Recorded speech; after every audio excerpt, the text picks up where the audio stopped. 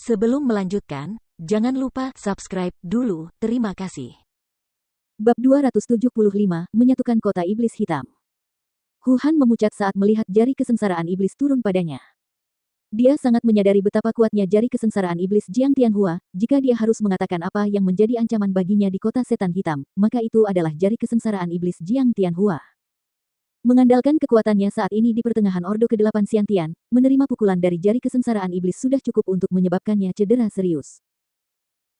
Menyaksikan kesengsaraan iblis Jiang Tianhua makin dekat, Huhan meneriakkan teriakan perang. Ki pertempuran berwarna ungu tua menyembur keluar dari tubuhnya, tetapi di saat berikutnya, semuanya meredup dan siluetnya pun lenyap. Jari kesengsaraan iblis menghantam lantai, mengguncang aula besar, melemparkan pecahan batu dan debu ke udara. Sebuah kawah besar terbentuk di lantai dan semua orang menatap dengan mata tercengang, termasuk Su Meimei. Hatinya bergetar melihat lubang besar itu. Sementara Jiang Tianhua, Chen Xiaotian, Geng Kong, dan Cui Ming mengerutkan kening tegang saat ini, karena tidak satu pun dari mereka dapat mendeteksi kehadiran Huhan dengan indera spiritual mereka. Huang Xiaolong mencibir, di tengah dahinya, sebuah mata vertikal berwarna merah tiba-tiba muncul. Mata neraka. Mata neraka memancarkan cahaya terang yang seolah-olah menutupi seluruh aula besar. Huang Xiaolong mengangkat jarinya dan menunjuk ke sudut kiri atas. Kabut abu-abu gelap bergulung-gulung seperti gelombang pasang, jeritan melengking memenuhi udara saat jejak jari menembus kabut abu-abu pekat. Terdengar teriakan, menarik perhatian semua orang. Ketika menoleh, mereka melihat Huhan jatuh dari atas sisi kiri aula utama, mendarat dengan keras, dia bergoyang tidak stabil sementara darah mengalir keluar dari sudut mulutnya. Menyeka darah dari mulutnya, Huhan menatap Huang Xiaolong, kau benar-benar bisa melihat menembus tubuh kegelapanku. Dia belum pernah memperlihatkan tubuh kegelapan ini di depan siapapun sebelumnya. Chen Xiaotian, Jiang Tianhua, dan bahkan Su Meimei tidak tahu tentang keterampilannya ini, yang membuat Huhan sangat percaya diri dengan keterampilan tubuh tersembunyi ini. Awalnya, dia pikir dia bisa menggunakan tubuh kegelapan ini untuk keluar masuk markas sekte penyihir langit dengan lancar dan meninggalkan kota setan hitam. Dia bisa memulihkan kekuatannya dan kembali untuk membalas dendam di masa depan. Ini adalah kartu trufnya. Namun kini, hatinya tenggelam semakin dalam ke dalam danau tanpa dasar, keputusasaan dan kematian menyelimuti hatinya. Huang Xiaolong menatap Huhan tanpa menjawab. Dia memberi isyarat kepada Jiang Tianhua, Chen Xiaotian dan yang lainnya dengan tatapannya. Mereka berempat mengerti maksud Huang Xiaolong, dan kembali menyerang Huhan. Huhan tidak lagi memiliki kartu truf setelah Huang Xiaolong menghancurkan tubuh kegelapannya, tanpa perlawanan yang tersisa dalam dirinya, yang ada hanyalah pikiran untuk melarikan diri. Namun, keempat orang yang mengepungnya sudah melihat niat Huhan, menghalangi semua rute pelariannya. Karena cedera yang disebabkan oleh serangan jari jiwa absolut Huang Xiaolong, segera ia menderita luka terus-menerus di bawah serangan bertubi-tubi Chen Xiaotian, Jiang Tianhua, Geng Ken, dan Cui Ming.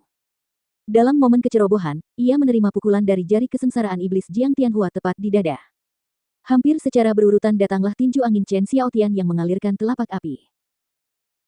Dihantam tiga serangan dahsyat dari Huang Xiaolong, Jiang Tianhua, dan Chen Xiaotian, Huhan berada dalam kondisi canggung, rambutnya acak-acakan, bercak-bercak darah mengotori jubah brokatnya, sangat berbeda dari citranya yang biasa mendominasi sebagai seorang ahli, tuan tanah yang agung dari kota iblis hitam.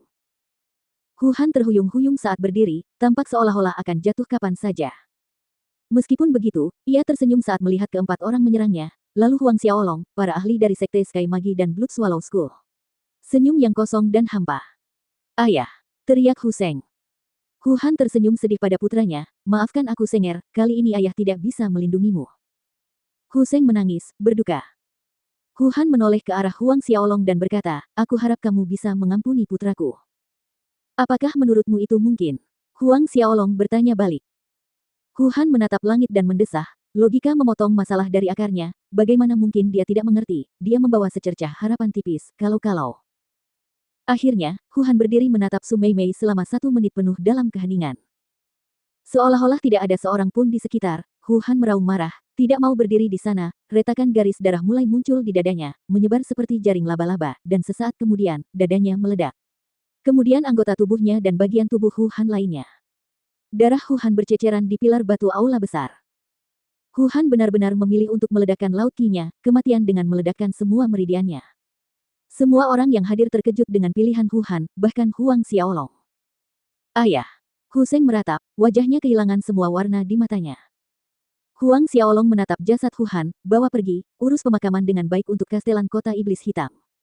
Maksud Huang Xiaolong jelas, jasad Hu Han harus dihormati setara dengan kastelan kota iblis hitam.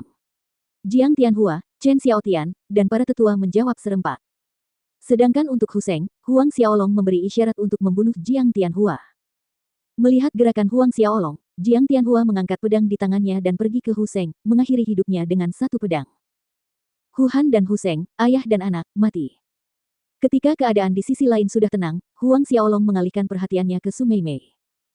Su Meimei menundukkan kepalanya saat dia mendekati Huang Xiaolong, berlutut di depannya. Su Meimei memberi hormat. Su Meimei memberi hormat kepada tuan muda. Huang Xiaolong mengangguk. Su Meimei yang bersedia menyerah adalah hasil yang terbaik. Jika tidak, dia hanya bisa membunuhnya.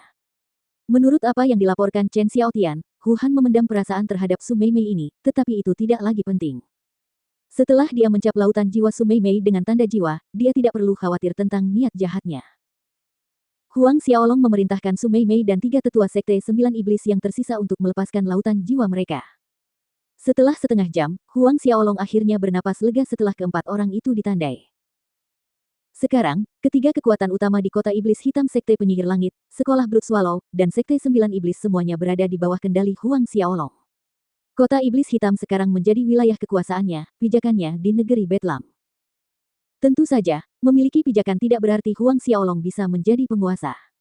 Di Bedlams, sebuah kota dapat berganti pemilik kapan saja, dikepung, dan diambil alih.